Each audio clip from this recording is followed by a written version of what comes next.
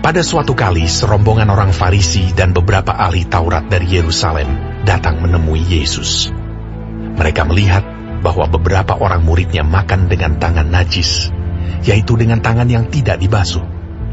Sebab orang-orang Farisi, seperti orang-orang Yahudi lainnya, tidak makan kalau tidak melakukan pembasuhan tangan lebih dulu, karena mereka berpegang pada adat istiadat nenek moyang mereka. Dan kalau pulang dari pasar, mereka juga tidak makan kalau tidak lebih dahulu membersihkan dirinya. Banyak warisan lain lagi yang mereka pegang, umpamanya hal mencuci cawan, kendi, dan perkakas-perkakas tembaga. Karena itu, orang-orang Farisi dan ahli-ahli Taurat itu bertanya kepadanya, "Mengapa murid-muridmu tidak hidup menurut adat istiadat nenek moyang kita, tetapi makan dengan tangan najis?" Jawabnya kepada mereka, "Benarlah nubuat Yesaya tentang kamu, hai orang-orang munafik. Sebab ada tertulis, bangsa ini memuliakan aku dengan bibirnya, padahal hatinya jauh daripadaku. Percuma mereka beribadah kepadaku, sedangkan ajaran yang mereka ajarkan ialah perintah manusia. Perintah Allah kamu abaikan untuk berpegang pada adat istiadat manusia." Yesus berkata pula kepada mereka, "Sungguh pandai kamu mengesampingkan perintah Allah, supaya kamu dapat memelihara adat istiadatmu sendiri. Karena Musa telah berkata, hormatilah ayahmu dan ibumu, dan siapa yang mengutuki ayahnya atau ibunya harus mati. Tetapi kamu berkata, kalau seorang berkata kepada bapanya atau ibunya, apa yang ada padaku yang dapat digunakan untuk pemeliharaanmu sudah digunakan untuk korban, yaitu persembahan kepada Allah, maka kamu tidak membiarkannya lagi berbuat sesuatu pun untuk bapanya atau ibunya. Dengan demikian, firman Allah kamu nyatakan tidak berlaku demi adat istiadat yang kamu ikuti itu. Dan banyak hal lain seperti itu yang kamu lakukan." Lalu Yesus memanggil lagi orang banyak dan berkata kepada mereka, "Kamu semua, dengarlah kepadaku dan camkanlah. Apapun dari luar yang masuk ke dalam seseorang tidak dapat menajiskannya, tetapi apa yang keluar dari seseorang, itulah yang menajiskannya. Barang siapa bertelinga untuk mendengar, hendaklah ia mendengar." Sesudah ia masuk ke sebuah rumah untuk menyingkir dari orang banyak, murid-muridnya bertanya kepadanya tentang arti perumpamaan itu. Maka jawabnya, "Apakah kamu juga tidak dapat memahaminya? Tidak tahukah kamu bahwa segala sesuatu dari luar yang masuk ke dalam seseorang tidak dapat menajiskannya?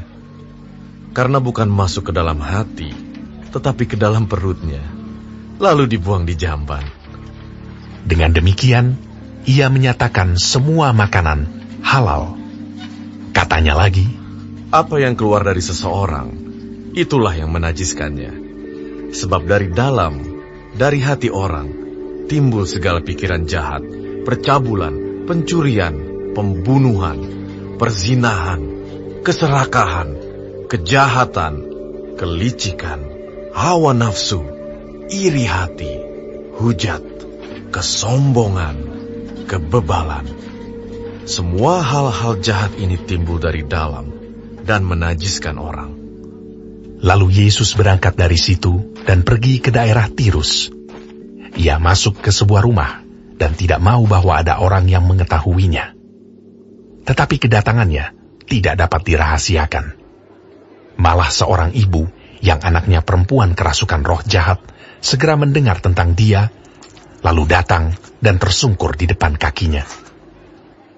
Perempuan itu seorang Yunani bangsa Siro-Fenisia. Ia memohon kepada Yesus untuk mengusir setan itu dari anaknya. Lalu Yesus berkata kepadanya, "Biarlah anak-anak kenyang dahulu, sebab tidak patut mengambil roti yang disediakan bagi anak-anak dan melemparkannya kepada anjing."